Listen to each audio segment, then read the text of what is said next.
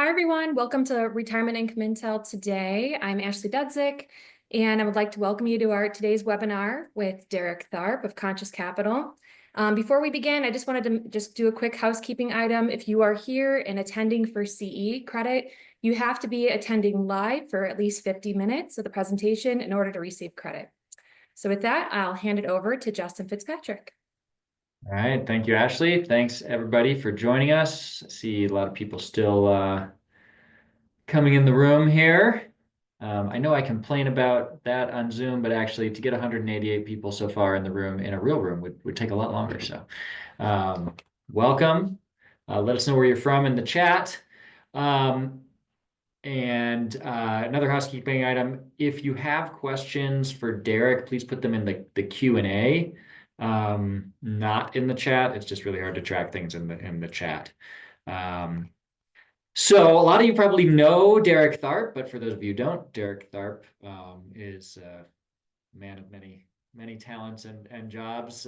He's a professor of financial planning. He runs his own RIA. You'll see his research and writing on the Kitsis blog a lot. And today he'll be presenting on bringing retirement strategies to life using historical market visualizations to drive client understanding and belief in retirement plans.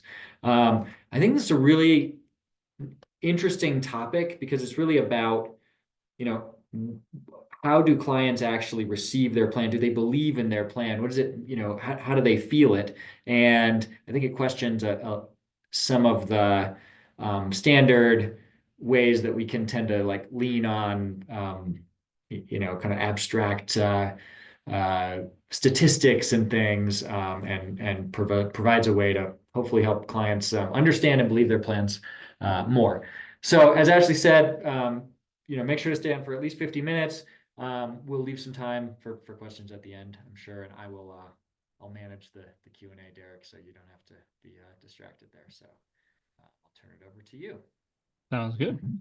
And I don't know, can I share my screen? Oh, there we go. It was a different place than I was used to, but okay. So give me 1 second. Is that coming through? Yep. Yes. Perfect. All right. Well, morning, everyone. Thanks for having me here today. I'm excited to be talking about, as Justin mentioned, kind of a recent Kitsis post that really dove into this concept of historical market visualization and how I think that can really transform these kind of abstract financial concepts around retirement planning into much more tangible experiences that we can actually try to truly emotionally connect with clients around their plan and what they can expect. So this has actually been one of my favorite tools within Income Lab to use with clients when we get to the retirement stress test and how that works, and particularly during these turbulent times. So I've had some very uncomfortable clients recently, and I'm really using this tool a lot. So looking forward to just diving a bit deeper into why I think these types of visualizations are so powerful. So in today's session, first we'll kind of introduce what historical market visualization is, or kind of HiMaV, as I've called it at least in that article, and explain what makes that different from traditional planning approaches.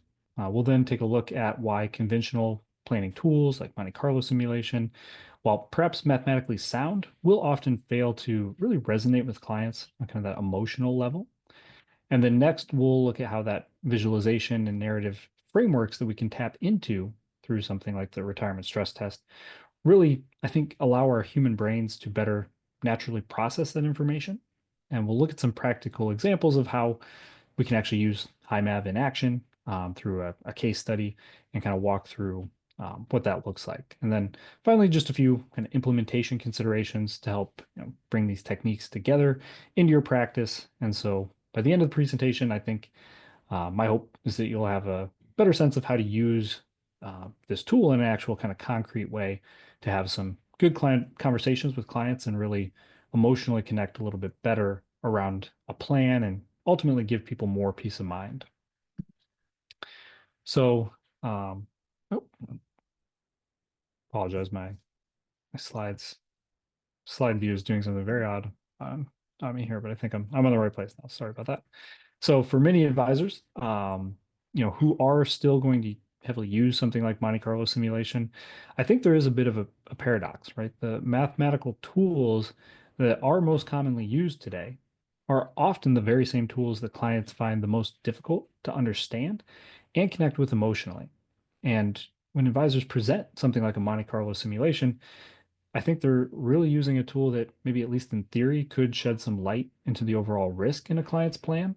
But those insights are actually really pretty meaningless if clients can't translate them into something tangible that they can actually imagine living through. And so to me, this disconnect isn't just a communication problem, right? It's actually a little bit deeper in that it's more of a cognitive one that's based on how just the human mind processes information. And so today, I think we're going to look at why a HiMaV type chart actually does it much better. So let's start it by just looking at kind of the tools that are most currently used in retirement planning. So obviously Monte Carlo simulation, that's a big one, heavily relied on in the industry today, generally showing somebody some sort of percentage of simulated outcomes in which the client will finish with assets remaining in their plan. Advisors might also do some sort of stress test with that or assess plan durability under kind of a handful of different adverse scenarios. But many of these tools do offer, some advanced calculation capabilities or cash flow, tax planning, those types of things they might be able to handle better than most people could in a spreadsheet or just otherwise with kind of a straight line calculation. So there's some value in that, but I think they often really do fall short in helping clients actually connect these abstract numbers to their real lives. So when we tell a client that they have a 95% probability of success, like what does that actually mean and how will their retirement actually unfold? Will their income change? When will adjustments be needed? Will adjustments be needed? These are all questions that really don't get answered at all through traditional approaches. So I think if we try and put ourselves in the client's shoes for a moment, most people, even those that are pretty financially sophisticated, do struggle to make confident decisions based on abstract statistical reasoning. So when presented with something like Monte Carlo results or probability of success figures, clients face this pretty significant cognitive challenge that they're facing, maybe also in the same time that it's kind of a stressful conversation. But they need to try and translate these numbers on a page or on a screen in somebody's office into something that feels tangible and real, or something that they can actually kind of imagine living through if it's going to have the most impact. They'll really need to try and understand whether they might run out of money. That's ultimately the question we often have at the end of the day. But how their lifestyle, might be affected is also something that really gets ignored in most types of planning, right? What would market fluctuations do? Okay, maybe they didn't totally run out of money, but did they have to cut back a lot? What adjustments might they need to make? And generally, most traditional tools don't address this piece at all. And I think really leaves a big sense of uncomfort and maybe just worry on the client's perspective in terms of how they ought to proceed and how secure they really are. So consider what happens when we tell a client they have a 95% probability of success. This might sound impressive, but what does it actually tell them? And other than maybe this vague feeling of, well, 95%, that's pretty high. That's probably a good thing. Most people aren't going to have really any idea what that means for their actual retirement spending journey. Uh, Moreover, I think unless a client has fully annuitized their wealth or has a really strong preference to never adjust their spending, so they just always want to spend at the same level, maybe with inflation adjustments, this simple probability metric is just not going to convey anything that's actually useful if an adjustment is likely. And I think sometimes even advisors get tripped up a little bit here because when adjustments might be needed and when somebody's willing to make those adjustments, the results can look very different. In fact, in some of my own research, using Income Lab in the past, we found that when planning to a constant 95% probability of success, downward adjustments actually would have been called for. So if somebody just said, I'm going to keep targeting 95%, going to stick at that level all the way through retirement. So they used it though on a dynamic basis over time, it actually would have called for downward adjustments in more than 96% of scenarios. So I think that disconnect is sometimes there. sometimes we talk about 95% probability of success being like a 5% probability of adjustment, or at least people like Michael Kitces and myself have advocated as that might be an improvement. But that might actually be misunderstood as well, because really we're talking about 96% of scenarios actually needed to cut spending. And going beyond that, in 15% of cases, those adjustments would have been really significant. Some of them would have been small and fairly trivial, but we would have had large downward adjustments of at least 35% in 15% of those cases. So to me, that is a very meaningful disconnect when we think about how people actually use the tools. And none of this is at all clear by simply hearing 95% probability of success. So what is historical market visualization, or HiMaV is kind of a shorthand for that.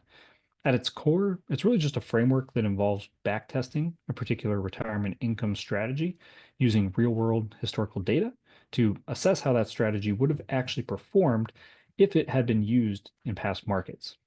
Now, in this article, we're really just putting a name, right? Income Lab's been doing this before anybody that I'm aware of in terms of actually having a tool that you can do that, but we're kind of trying to give it an actual framework here, so we can call this the HiMaV, or historical market visualization. But by visualizing the results, the HiMaV will help retirees kind of quickly and easily understand some key dynamics, such as income volatility and how is their income or their spending going to change as they go through retirement, as well as maybe changes in their portfolio balance. So what would have happened historically to an overall portfolio through time. And instead of modeling kind of a generic environment of, say, something like below average returns or above average inflation, advisors can actually show how the same dynamics would have played out during some known time period that clients may already be familiar with, and have that lived experience or cultural memory, something like the Great Depression, stagflation era of the 1970s, global financial crisis, right? These are all examples we can use, and they really ground these abstract financial concepts in these really much more concrete historical events that clients can actually relate to. So let's take a look at a concrete example of a HiMaV in action. So this chart shows how Guyton Klinger guardrails, and if you're not familiar, this is just a popular retirement income strategy developed by Jonathan Guyton and William Klinger that looks specifically at a certain sort of framework around how you would adjust spending. We can look at how those would have performed during the stagflation era had it existed at the time, right? They developed this framework after stagflation, but if we backtest it and historically simulate it going through that time period, what would that actual income experience have been? And as you can see, the stagflation era would have been particularly rough for someone using this framework. Their inflation-adjusted spending would have dropped by as much as 54% below the initial level, and only recovering back to its initial spending level right before the very end of the plan.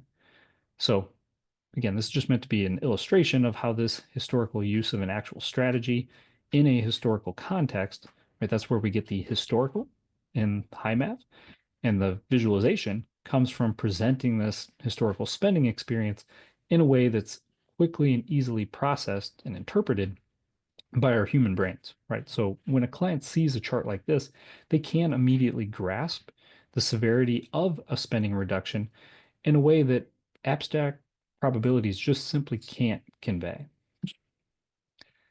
So one of the strengths, I think, of a HiMaV strategy is that it's entirely agnostic to any particular methodology used to develop a retirement income strategy. So a strategy could have spending adjustments triggered based on withdrawal rates, general risk levels, preset thresholds, market triggers, or any other method somebody might prefer. But you could still use this. We could still use some historical data that allows us to observe when spending adjustments would have been triggered. This agnosticism also doesn't just apply to the retirement income strategies. You could also extend it to the, say, analytical methods behind a strategy itself.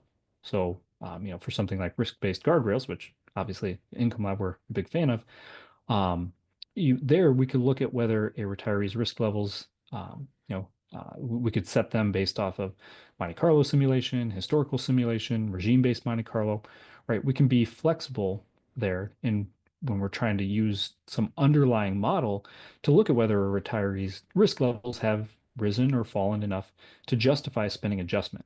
So the other nice thing as well, again, with risk-based guardrails, is we can account for all those different income sources. So things like Social Security, pension income, any of that can get accounted for. But again, the key point here is just regardless of your preferred approach, HiMaV can help illustrate historical performance in a powerful way. Now, historical market visualization, when it comes to how, why does this actually work for humans in a sense? I think it's really leveraging the brain's really quite remarkable capacity for visual processing.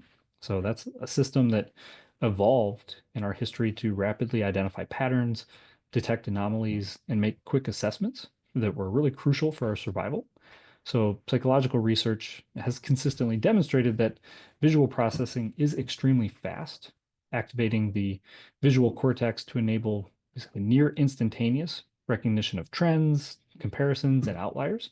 This is in part because it's so crucial to our survival, right? If you think, somebody in our kind of ancestral environment seeing a snake, right, and reacting quickly to that can mean the matter of life and death, and ultimately their survival to pass on their genes to the next generation. One study did find that images could be comprehended in as little as 13 milliseconds of exposure. So this is an evolutionary adaptation that really helps explain, I think, why clients can also so quickly grasp the severity of something like a 54% spending reduction. And if we go back to that chart we just looked at, you can almost instantaneously see like, ooh, that's a very big, very steep decline. And you can pick that up with a HiMaV chart, while that same information presented numerically or as a report might fail to trigger any kind of equivalent emotional response. So visualization just bypasses that sort of analytical bottleneck of our working memory and allows our clients to simultaneously process multiple dimensions of a retirement strategy's performance. So we can see not only how frequent were cuts, perhaps, but how severe were cuts. And we can see those pretty much simultaneously in a way that would be very, very hard with any other sort of method. So let's kind of compare how these two approaches compare when it comes to communicating information about retirement planning. On the one hand, we have traditional Monte Carlo simulation, which might tell a client that, say, their plan has 92% probability of success.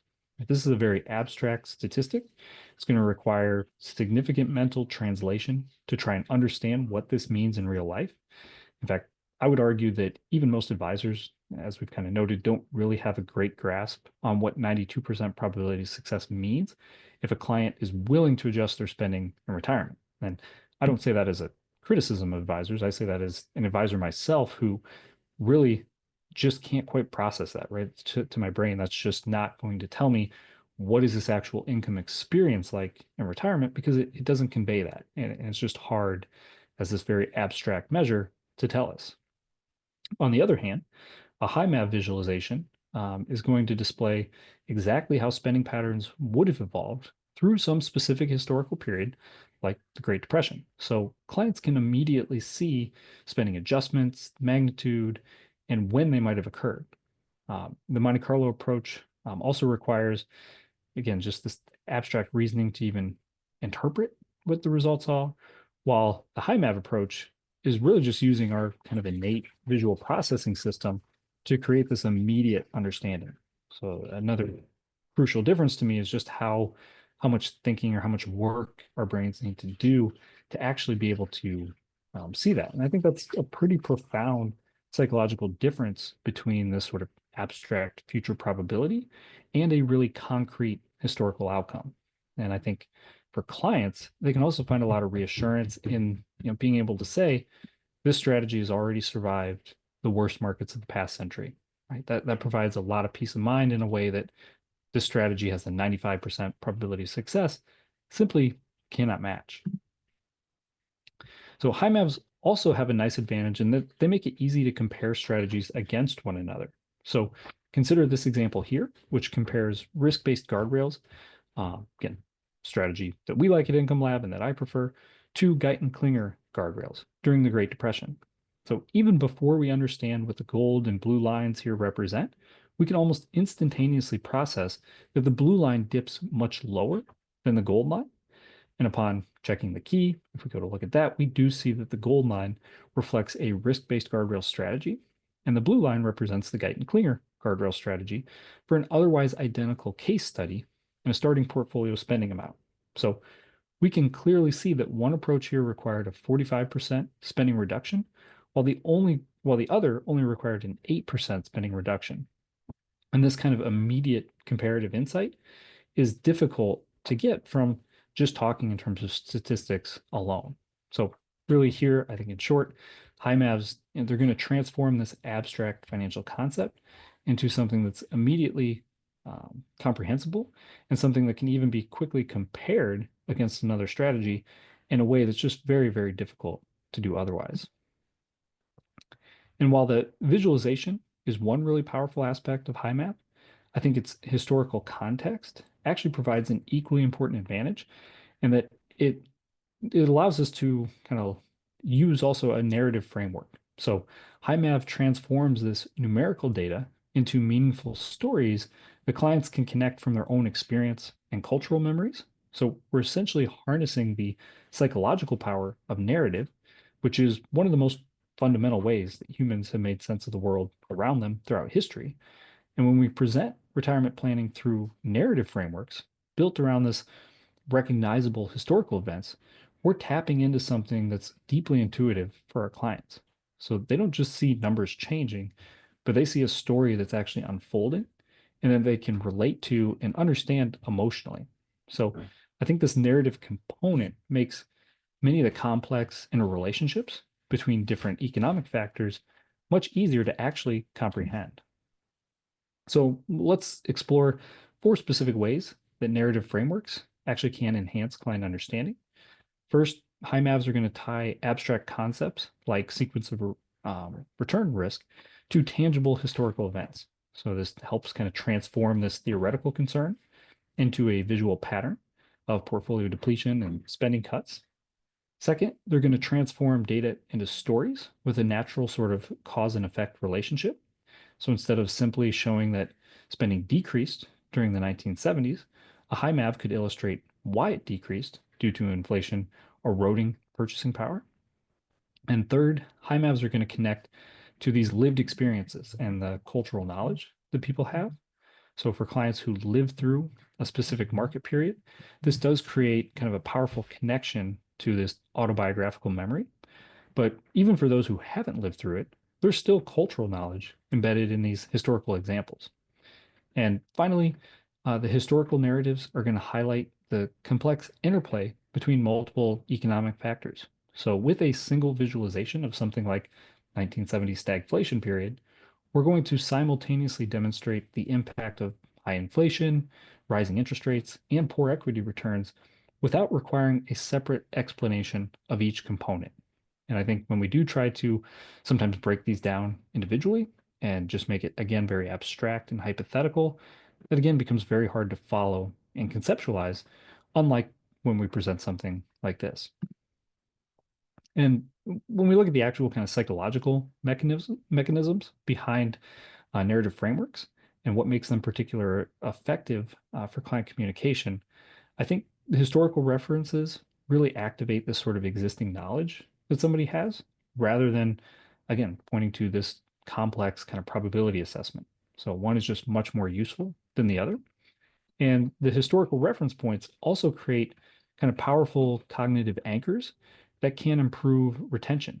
So clients may forget some specific Monte Carlo success probabilities within days, right? How well are people actually going to remember 89% probability of success? But they may remember for years something more general, like their strategy would have weathered the Great Recession with only minor spending adjustments. So research has consistently shown that information presented in a narrative form is retained much better than more abstract data. And narratives also create a form of what we might call almost a psychological transportation, where clients can mentally project themselves into the historical scenario. And this can dramatically increase their engagement, comprehension, and the likelihood that an informed decision making will actually result when we're having a conversation about market volatility, right? So, and this is one that, I've mentioned I'm using a lot with clients right now because as we've gone through some bumpy times in the market, to be able to remind them, we built their plan to go through the Great Depression, to go through the global financial crisis, and those were far worse situations, at least when they ultimately got to their bottom, than we were close to at all today. That has, I think, provided a lot of peace of mind for my clients.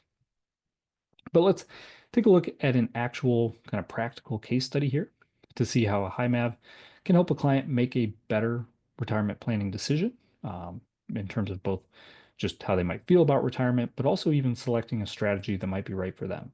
So let's take a look at John here, who is 65 years old, currently retired, and lives in California. He has a $1 million portfolio in a traditional IRA, uses a 60/40 portfolio allocation, and he receives $4,000 of monthly Social Security income. Now, importantly, John is open to exploring a range of guardrail strategies, and he's going to look at things from more aggressive to more conservative approaches. So he is open to adjustment, and he's willing to consider different levels of adjustment. And his advisor wants to help him understand how these different strategies might affect his retirement experience. But again, presenting abstract probabilities alone isn't going to give John much tangible understanding. So this is where we can rely on historic market visualization. Now, before we dive into the actual case study, for any advisors here today who may not be really familiar with, with what risk-based guardrails are, I think it might be useful to first do a quick overview. Now, personally, I would not recommend using these guardrails levels, but I often give this example here just as a way that I think many advisors do apply this sort of maybe light form of guardrails somewhat intuitively, and how they use Monte Carlo simulation with clients on an ongoing basis. So, for instance, first, we might target an initial income that arrives at an initial probability of success of 90%. And so that's our initial target. Then from there, we might say, if the probability of success gets too high, say 99%, then we might suggest increasing spending to move back to our target of 90%. Or if probability of success falls too low, say 70%, then we might recommend decreasing spending and bringing the plan probability of success level back to the target of 90%. Also, just a general note, I am using probability of success here just for communication purposes among advisors, but at Income Lab, we also prefer to kind of think of this a different way to really try and improve understanding and reduce the risk that somebody might misinterpret some of these numbers. But as I mentioned, I gave that previous example just as kind of an intuitive illustration of what somebody might use, but I'm not actually a fan of guardrails from that previous slide. And a big issue is actually that the lower guardrail being at 70% probability of success. And this might feel intuitive and comfortable to advisors, but this is an example of maybe how our own intuition may not align perfectly with how we ought to think about risk levels when planning in retirement on an ongoing basis. And this graphic here comes from a nice article from Justin Fitzpatrick on precisely this topic. And a big takeaway is that 50% probability of success, if we're planning on an ongoing basis and we're willing to make adjustments, is really more akin to our best guess for spending. And it sounds very scary to many people, but if we're willing to make adjustments, a 50% probability of success is actually our sort of middle of the road, most likely outcome. So that means risk hasn't actually gotten that high if we're deciding we're going to cut spending at 70%, and even all the way down to 50%, it's still not as high as most people think.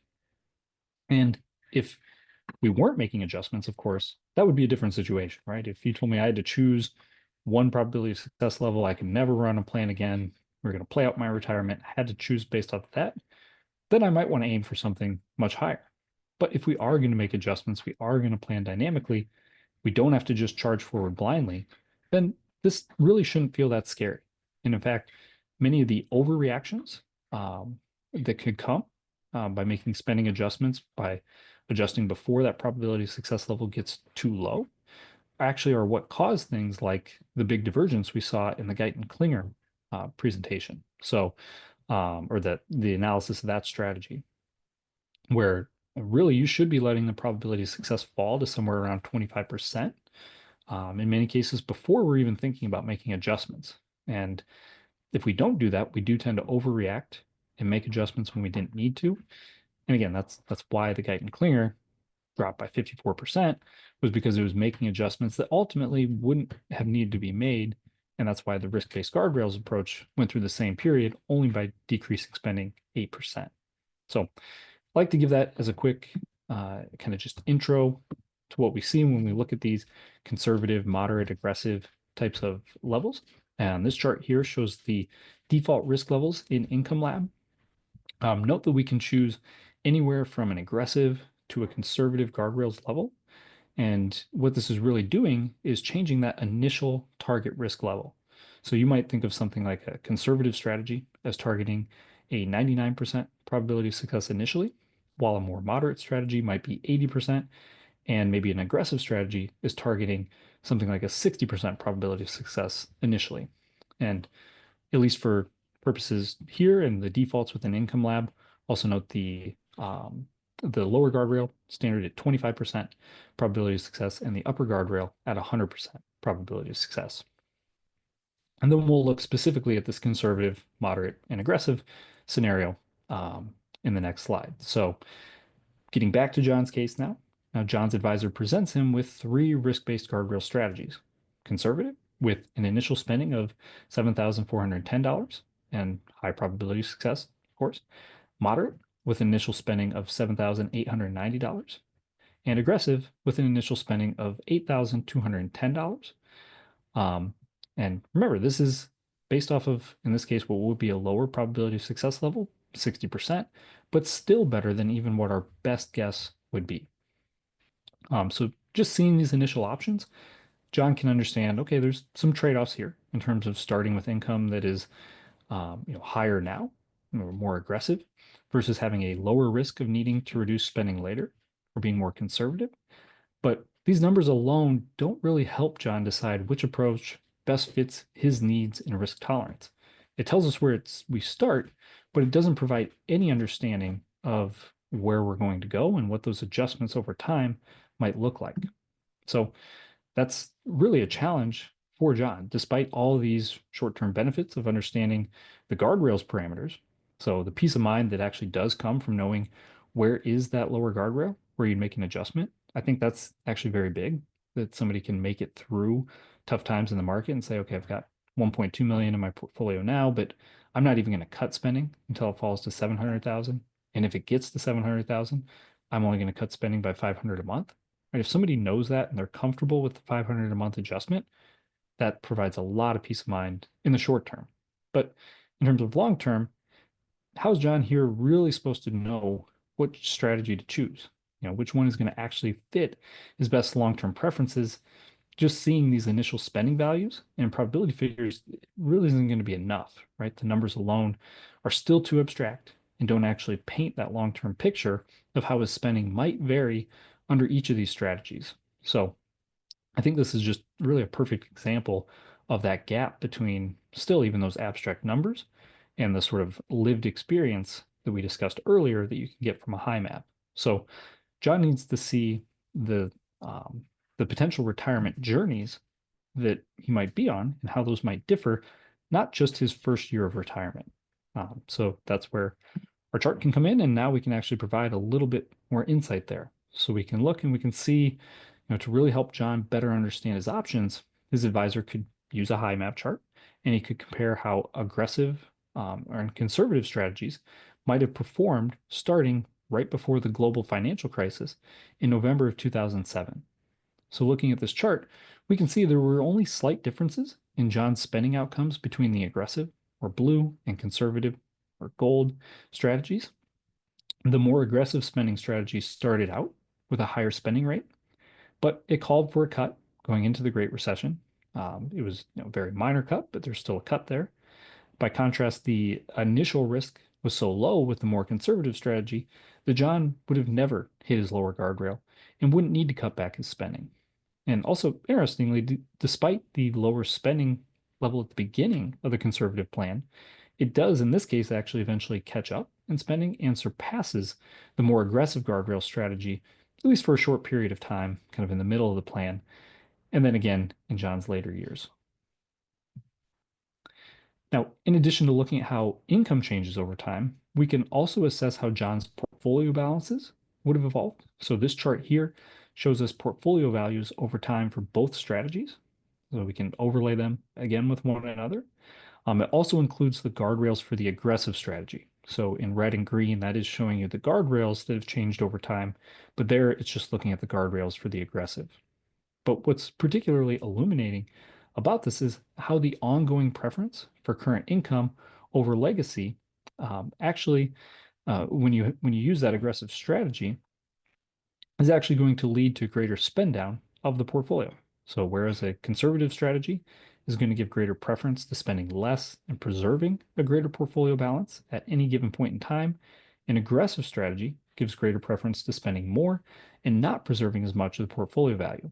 And at the end of this particular period, the aggressive strategy roughly maintains John's initial starting balance of $1 million. That's the one here in blue. Whereas the conservative strategy has actually appreciated to about $1.2 million, the line in gold. So this visualization does help John understand perhaps the long-term implications of each approach for both his spending and his legacy goals. Now, to give John an even better understanding of how these strategies might perform in different market environments, his advisor could also show him how they would have fared during, say, the stagflation era in April, starting in April of 1968. So this period was characterized by high inflation combined with economic stagnation. So that's a particularly challenging environment for retirees to be in. And as you can see in this chart, both strategies experienced spending adjustments during this difficult period, but the aggressive strategy, again, the one in blue, required a more significant reduction. The conservative strategy provided more stable spending throughout. But again, by examining multiple periods like this, John can develop a much more nuanced understanding of how each strategy might perform under various economic conditions. And this can help him identify which one actually might best align with his goals and his preferences. And in my own experience, I would say I've found that many times you can see some stark differences if somebody's plan is particularly sensitive to inflation. So I'd say maybe in John's case, he doesn't have that risk, but if somebody was, say, particularly reliant on pension income or annuity income that's not inflation protected, then you could start to see where one scenario might look very good, but you look at the stagflation era, and then that can look very different. So let's look at one last period as well here, the Great Depression. Here we have the charts for both the spending and the portfolio balances. And this is showing that the more conservative strategy that John is considering would have performed beginning in April of 1929, just before the stock market crash that caused the Great Depression. But what's remarkable about this visualization, I think, is that despite retiring at this precarious moment in economic history, this strategy still would have performed quite well. During those initial devastating years of the Great Depression, while businesses were closing, banks were failing, spending would actually have increased above the initially planned amount. And this strategy detected opportunities to safely raise income several other times around 1930, 1933, 1937, and only one spending reduction would have been needed, and that came around 1949, nearly 20 years into retirement. But even then, the adjusted spending was significantly above what the initial planned amount would have been. So, when presenting these historical visualizations to clients, I think advisors really can create powerful narratives to help their clients emotionally connect with the data. And for example, and this actually comes directly from the Kitsis article here, so I'll take a look at an actual sort of script, but just as a hypothetical of how clients might talk through this and make this more resonating. So for example, the advisor might say, John, looking at this historical simulation, we can see something remarkable is happening. The scenario reflects retirement that began just before the Great Depression, arguably the most devastating economic time in modern American history. During this period, stock prices plummeted over 85% from 1929 to 1931. Employment soared 25% by 1933, and the economy experienced severe deflation, averaging negative 6.5% annually from 1930 to 1933. And many of us have parents or grandparents who lived through this era and whose lives were permanently shaped by the experience. Perhaps a grandmother who saved every piece of aluminum foil until her final days, or a grandfather who insisted on always maintaining a thoroughly stocked pantry with plenty of reserves, even decades after the hardship had passed. And these deeply ingrained habits reflect the psychological impact of living through a profound economic uncertainty. Yet, despite retiring at this really difficult moment, notice how this guardrail strategy performed. During those initial devastating years, while businesses were closing, banks were failing across the country, your spending plan would have actually increased above your initially planned amount. And this strategy detected opportunities to safely raise your income several times between 1930 and 1937. What's particularly striking is that even when accounting for inflation, this approach would have sustained your entire retirement with only one spending reduction, occurring around 1949, nearly 20 years into retirement. And even then, your adjusted spending remained notably higher than your initial planned amount at the outset of retirement in 1929. Throughout this 25-year period, your portfolio balance gradually declined, but in a controlled manner that ensured lifetime sustainability.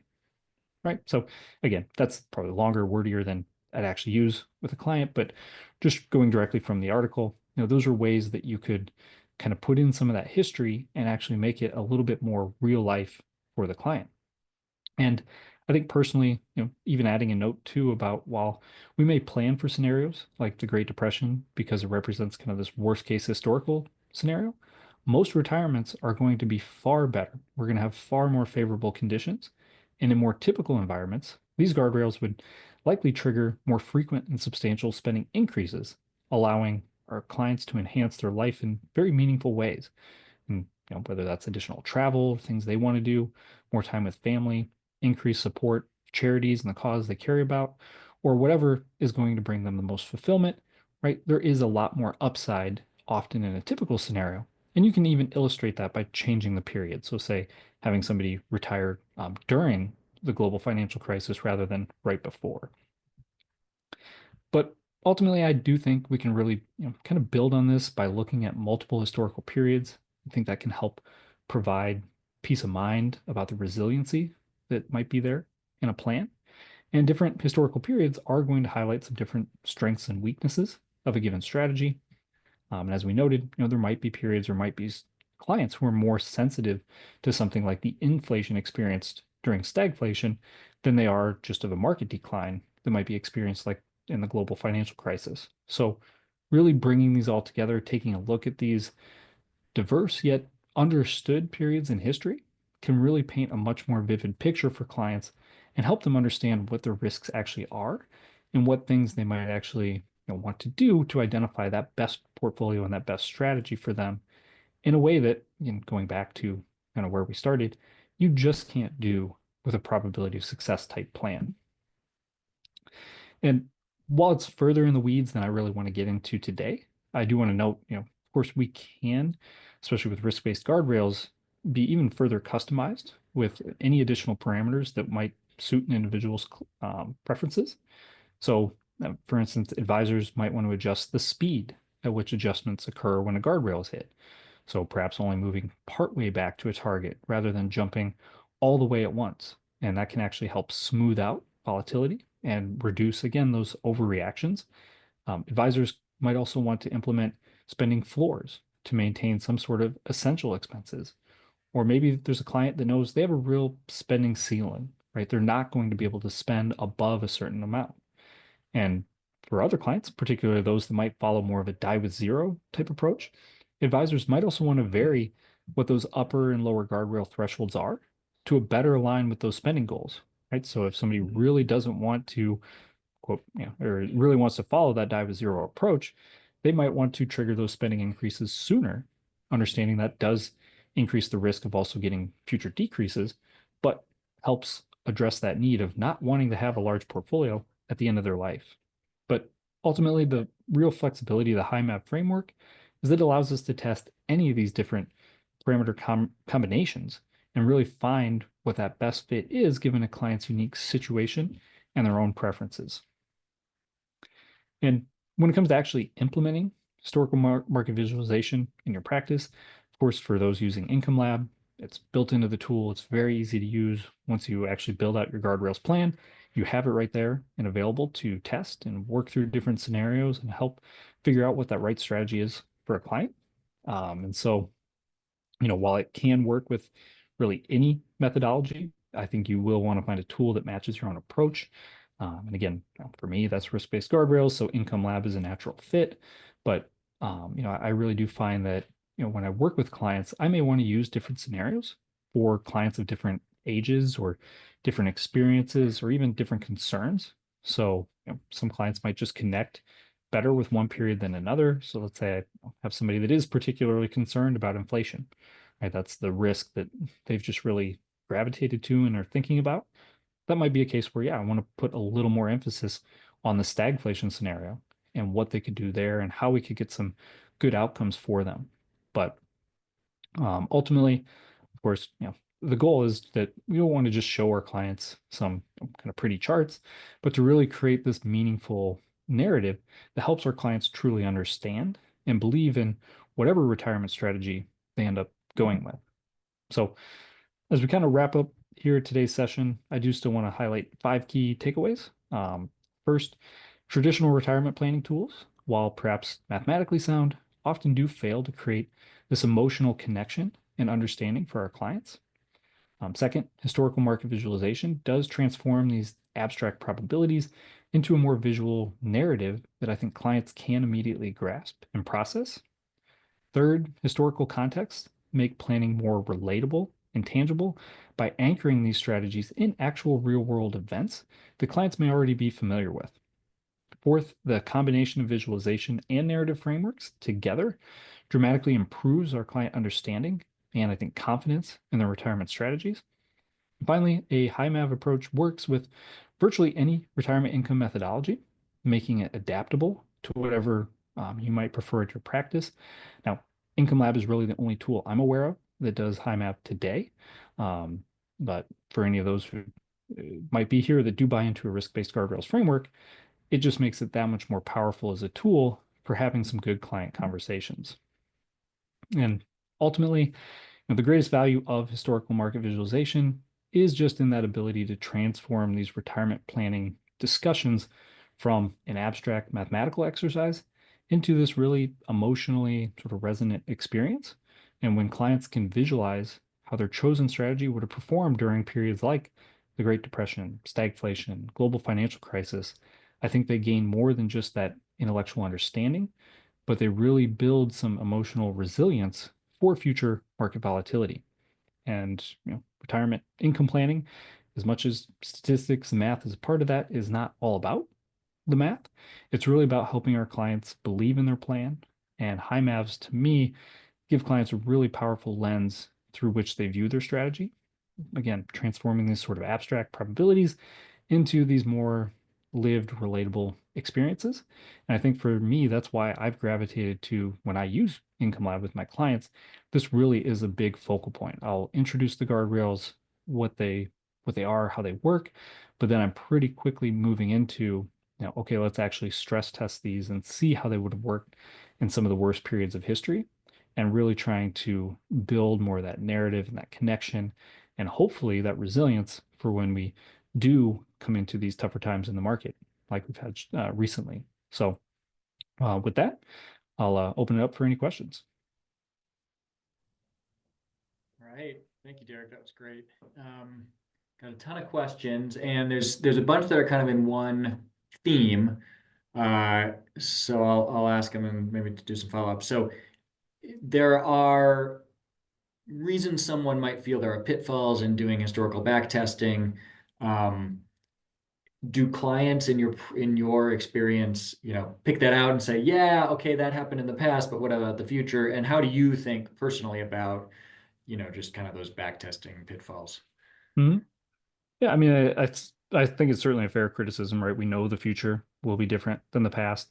I tend to not get too worried. I mean, when we do look at things like what the past entailed in terms of going through, the world wars and things that we've seen, I think those are some for stress testing purposes.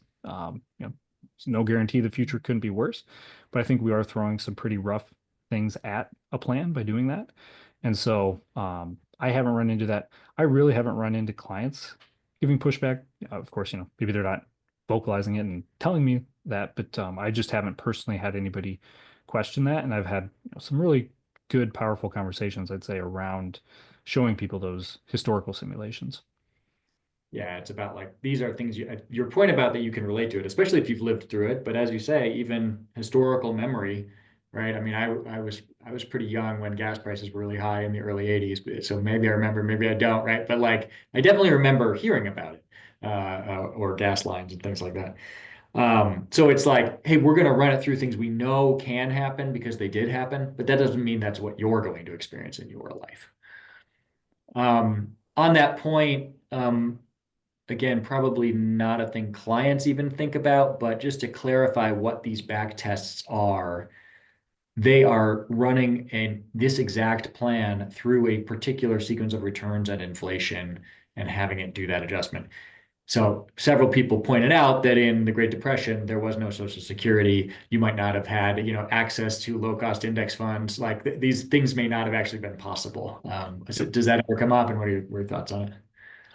No, I haven't had a client point that out. I am kind of waiting for the time I might get a client that said, "Wait a minute, that Social Security wasn't around back then. How are you testing that?" So it's a question I kind of anticipate I'll get, but I haven't gotten that. But just like you said, yeah, I mean we're assuming that somebody is going through history with these cash flows, with these portfolio distributions that they desire, but we know that that's not actually what happened in reality. So you just have to be careful, I think, in how you kind of frame that. But for me, it doesn't take away from it. I mean, if Social Security had been around back then, that would have been a resource like somebody has today in their current plan.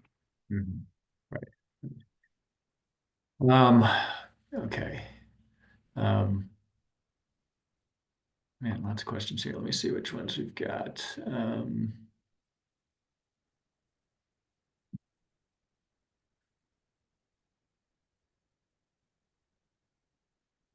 Okay, so man, let's address this one. So regarding kind of you mentioned it in terms of speed of adjustments, but also a question around um, frequency of adjustments and things like that. Can you address if you're willing to adjust, how often you would generally see adjustments and how the settings really can translate into how often you see them? Yeah, I mean, for me, I just use the defaults in Income Lab unless I end up getting into a situation where we really do need to plan around something. Like if somebody wants to put in a floor, they want to put in a ceiling. And part of that is there is the speed settings that are set in Income Lab in terms of how fast those adjustments would occur. They also have help protect against that overreaction sort of effect. And so that's why I just like to leave it as is. I've looked, my own kind of testing and playing around with it. It seems to work pretty well for what I think my clients are looking for. But yeah, I mean, you can definitely I love that you have the control to go in and play with those, and maybe a client has a very unique sort of preference. And in that case, you could go in and you could change. I mean, just trying to think of cases where like maybe you'd want that speed to be faster, and you're maybe willing to like tolerate, okay, I could take a really big reduction in spending, knowing that that might not be what I needed to do. But, there's reasons why somebody might want to build in something faster. So, Yeah. I like that I have the ability, but in practice, I don't find myself actually going in and tweaking those. Yeah, and those defaults are set, they're not randomly set. They're there because they reflect general preferences of, so when you hit a lower guardrail, that's the take a pay cut guardrail. And there, people would typically prefer not to overreact, right? That, okay, I can take a pay cut, but let's take the smallest one we think might be enough. And then we can do another one if we need to. So that's why the speed, quote unquote, is slower when you hit the lower guardrail. One question from early in your presentation when you were talking about if you had a plan where you were willing to adjust and sticking with a 95% probability of success, you actually end up adjusting almost always in any scenario. I think that was a little bit confusing to some people, maybe because we hadn't introduced guardrails yet, but Mhm. why is that? Yep. And it's, if you really think about it, nobody actually plans this way, right? That literally means you're setting 95% probability of success. You meet with the client again next year or whatever you run, you solve for 95% probability of success. So if we had a down market, especially in those earlier years, that's when you would run into, anytime that happens, anytime the portfolio is down below where it started at, right, it's going to reduce how much you could spend. So it's going to call for a spending cut. Um, Now I would focus a little bit more on like the 15% of the time that cut was more than 35% in spending. Like I think that's more meaningful, rather than just all this noise that comes from the small increase decrease, that you'd experience. But that's what's really driving that, is that if you truly are updating it, planning to a constant 95% probability of success, I wouldn't recommend doing that. But that's going to be something that actually is very volatile in terms of how much you're spending. We had another really good question about, well, what if someone is going to retire?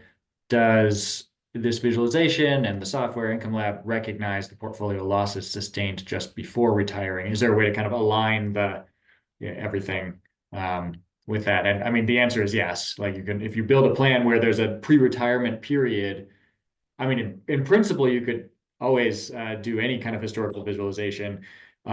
But the way that Income Lab does it is we tack on a pre-retirement period to where you're trying to start your simulation. So, and actually, even in each scenario, you can do before, during, or after Great Depression, for example, you're actually starting when things are still decently good, or global financial crisis, you're starting in '07, not in the middle of '08, so that you're before, and typically before is the worst one.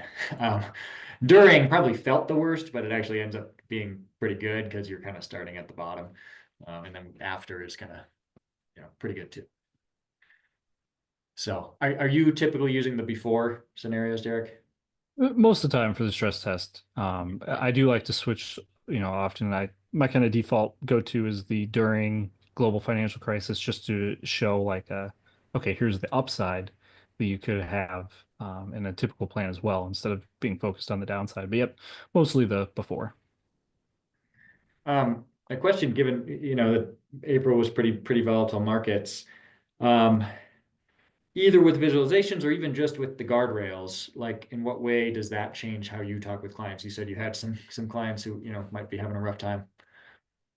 Yeah, I mean, for me, it's been really nice to have that kind of touchstone of our guardrails plan to go back to, and the fact that I'd shown many of those clients the simulations before, showing them the stress test, and we'd actually talk through that.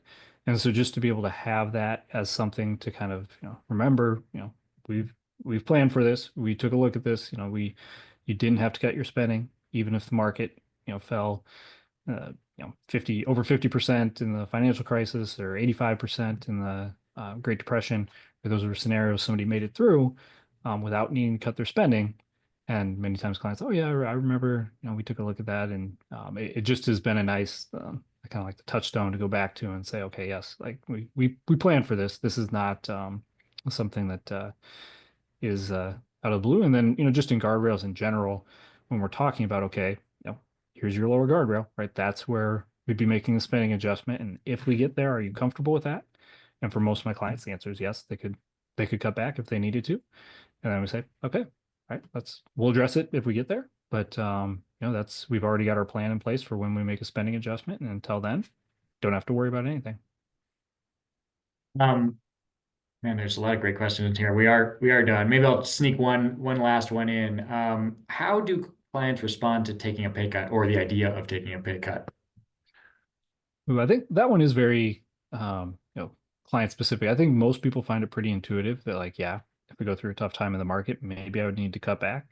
And so I don't get much pushback, from that. But, certainly the more you've got somebody who's fully dependent on, fixed income sources and their pension or those types of things, that can be a little bit of a harder feeling, I think, where they're like, wait, um, or I guess the income adjustment part there is not maybe as relevant. Just somebody who has very fixed expenses where they really feel like there's not much they could cut out. That's going to be the type of person that, might have a little bit more unease with that, but I think that's all the more reason to have a good plan in place and plan ahead for that. If somebody really has expenses that can't be reduced, then make sure that they're starting out in a position that gives them the best chances in the long term. Right. All right. Well, thank you, Derek. That was a great presentation, and thanks everybody for joining us. Please fill out the survey at the end for your CE credits, and we'll see you all again next time. Thanks. Have a great day.